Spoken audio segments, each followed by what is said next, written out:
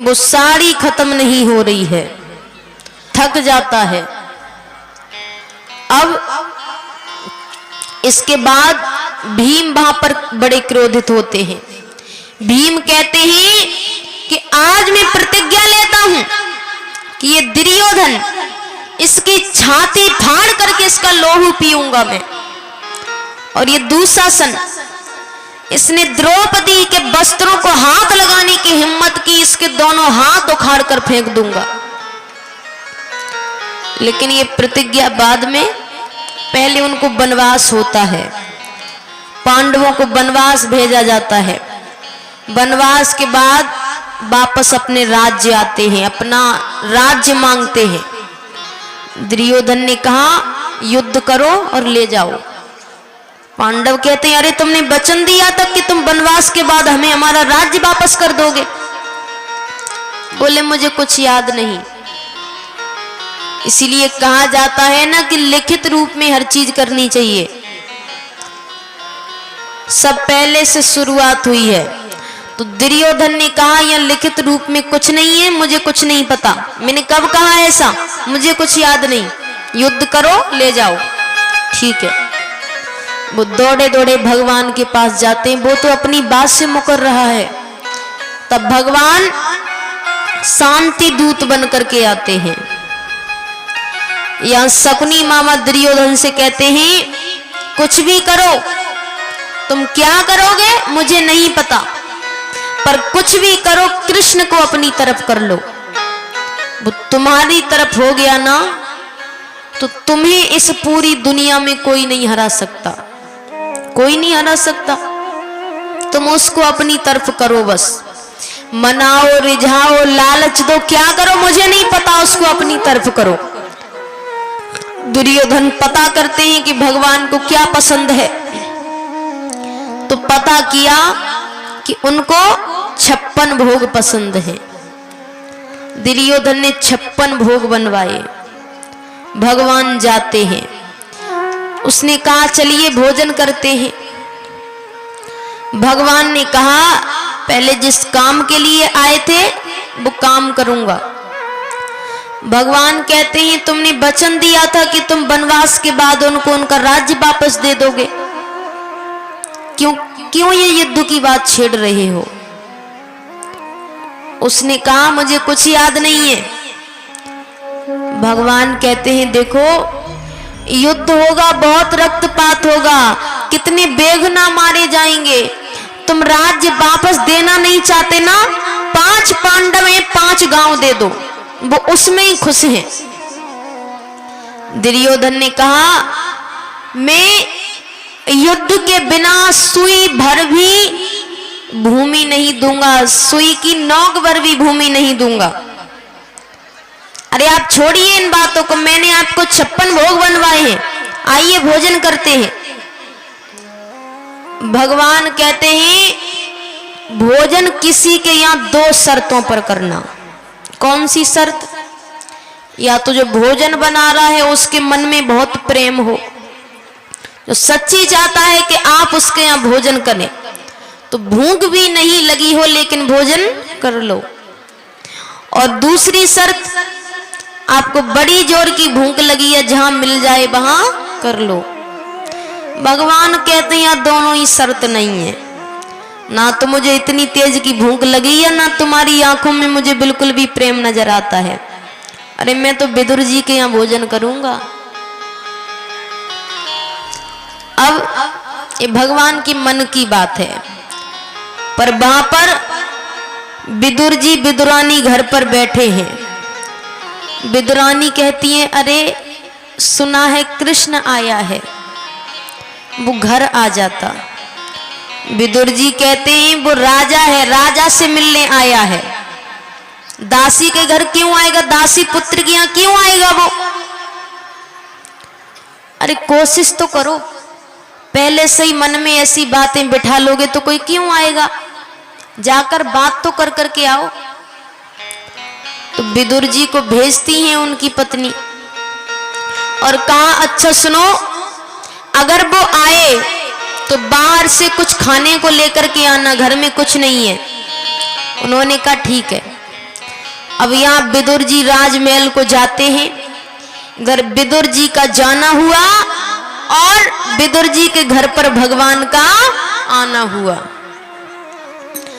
अब विदुरानी ने सोचा क्या पता भगवान आ जाएं, तो वो कपड़े बदलने अपने कमरे में जाती है। भगवान दरवाजे पर खड़े होकर के आवाज लगाते हैं। देखिए, एक अपने व्यक्ति में और पराये व्यक्ति में अंतर पता चल जाता है। अंतर यानी अपना, बहुत अपना। सिर्फ रिश्ता अपने होने से अपने नहीं हो जाते। वो आपके घर जब आता है ना, तो उससे आपको पता चलता है कि अपना है या पराया। दरवाजे पर खड़ा है वो आपके, मान लीजिए आपका मित्र है, दरवाजे पर खड़ा है, कोई साधारण व्यक्ति आएगा या बहुत अपना आएगा, अपना आएगा तो जोर से चिल्लाएगा, अरे खोलो खोलो, कहाँ हो, घर नहीं बुलाना क्या? उसको परेशान करना है आपको। और कोई पराया आएगा तो खड़े हैं भाई, कोई आए दरवाजा खोले। तो उस समय तो चलिए दरवाजा खुला था, लेकिन भगवान बाहर से आवाज लगा रहे हैं, अरे विदुर जी कहाँ हो, अंदर नहीं बुलाओगे क्या, मिलने नहीं आओगे, बड़े आदमी हो गए हो आजकल। विदुरानी जी कहती हैं पता नहीं कौन आया है, बड़े अपनेपन से आवाज लगा रहा है। वो जैसी अवस्था में थी वैसी अवस्था में एक बार बाहर देखने आती है और दरवाजे पर देखा तो साक्षात भगवान खड़े हैं। तो आइए प्रार्थना करते हैं किसी दिन हमारा भी सौभाग्य हो कि हम दरवाजा खोलें और भगवान खड़े हों भोजन करने के लिए। और जैसा विदुरानी से कहा भगवान ने कि बड़ी जोर की भूख लगी या खाना लगाओ, हमसे भी कहेंगे भाई मुझे भूख लगी या खाना लेकर आइए। तो आइए, आज हरि आए विदुर घर पावना, पावना यानी मेहमान, लाडला मेहमान। तो आइए, आज हरि आए विदुर घर पावना, आज हरि आए। आइए मीठी मीठी तालियों के साथ सभी बोलेंगे, आज हरि आए विदुर घर पावना, आज हरि आए विदुर घर पावना।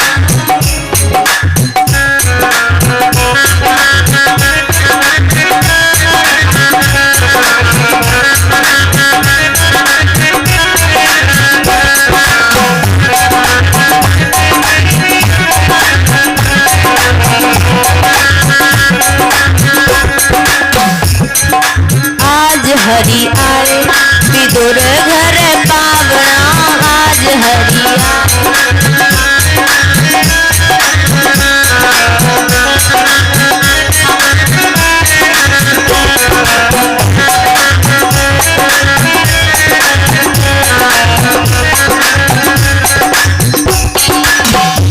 और विदुरानी जी बाहर आती हैं।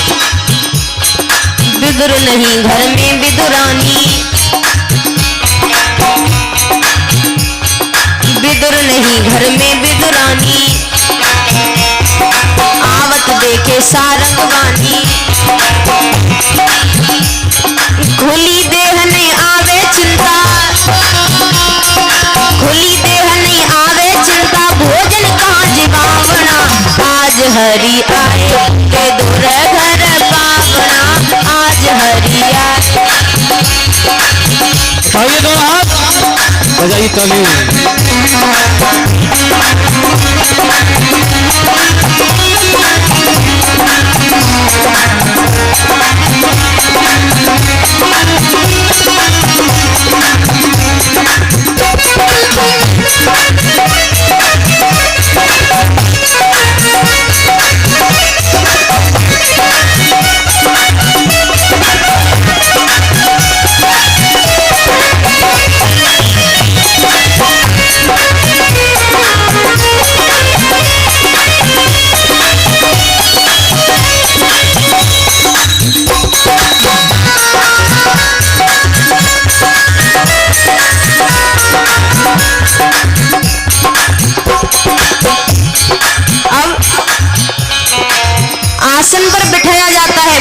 को।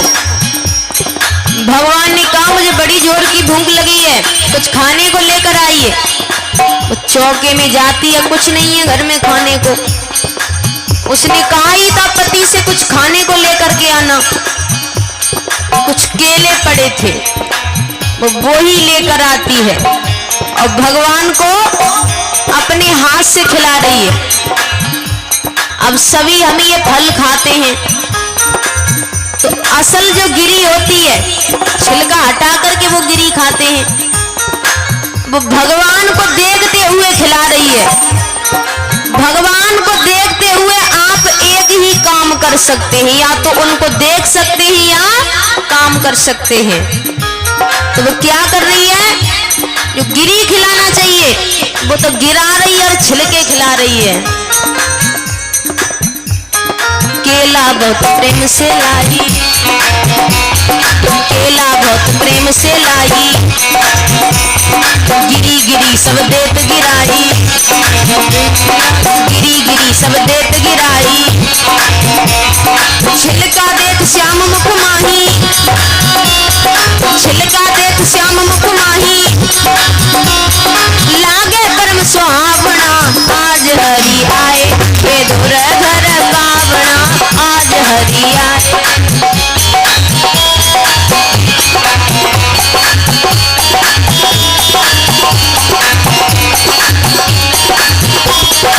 आज हरि आए बेदुर घर पावना।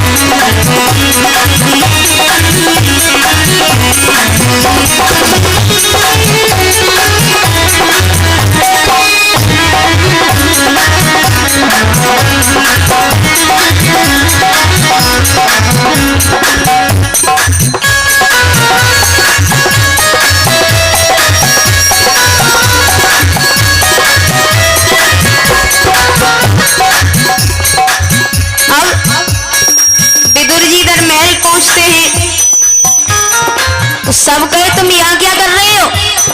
बोले मैं कृष्ण से मिलने आया हूँ। अरे बोले वो तो आपका ही नाम लेकर गए हैं कि हम विदुर जी के घर जा रहे हैं। तो जल्दबाजी में विदुर जी बाहर से कुछ नहीं लेते, भागे भागे घर पहुंचते हैं और घर में प्रवेश करते हैं तो देख रहे हैं कि उनकी पत्नी भगवान को छिलका खिला रही है। जोर से चिल्लाते हैं, अरे ये क्या कर रही है, ध्यान कहाँ है तुम्हारा? बहुत चिल्लाते हैं, बहुत सी बातें सुनाते हैं। अरे इतने में ही विदुर जी आए, इतने में ही विदुर जी आए, खोटे खाटे वचन सुनाए, खोटे खाटे वचन सुनाए। छिलका देख श्याम मुख माही, छिलका देख हरि मुख माही, कहाँ गवाई तेरी भावना, आज हरि आए बेदुर घर पावना, आज हरि आए।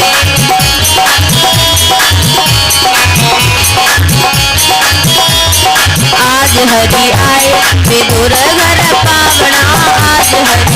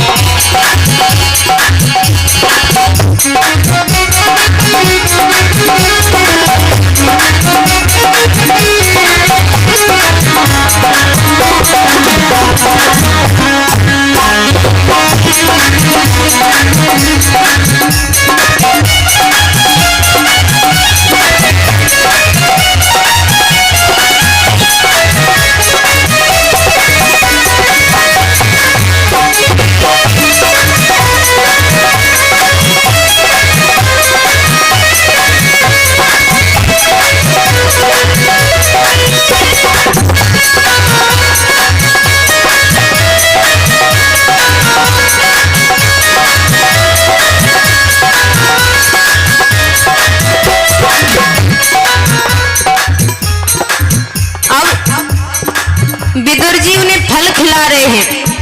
तो असल जो गिरी है विदुर जी भगवान को खिला रहे हैं, भगवान बड़े प्रेम से खा रहे हैं। केला विदुर लिए कर माही, केला विदुर लिए कर माही, गिरी देत गिरधर मुख माही, गिरी देत गिरधर मुख माही। कहत कन्हैया सुनो विदुर जी,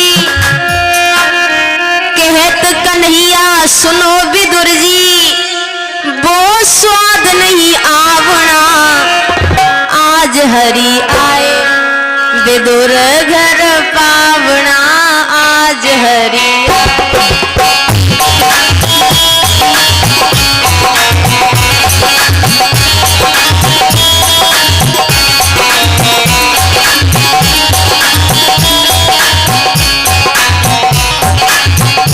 भगवान कहते हैं विदुर जी जो स्वाद उस छिलके में था वो स्वाद उस गिरी में नहीं है। अरे कहत कन्हैया सुनो विदुर जी, कहत कन्हैया सुनो विदुर जी, वो स्वाद नहीं आवना, आज हरि आए विदुर घर पावना, आज हरि आए।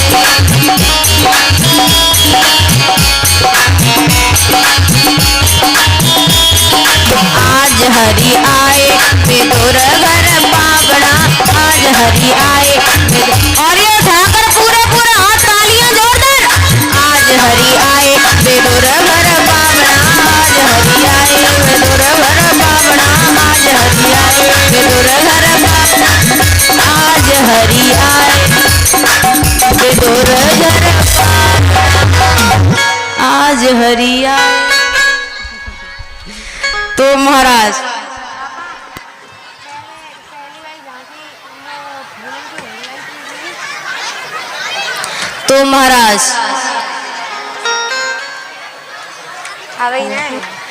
इस प्रकार भगवान विदुर जी के यहाँ भोजन करते हैं।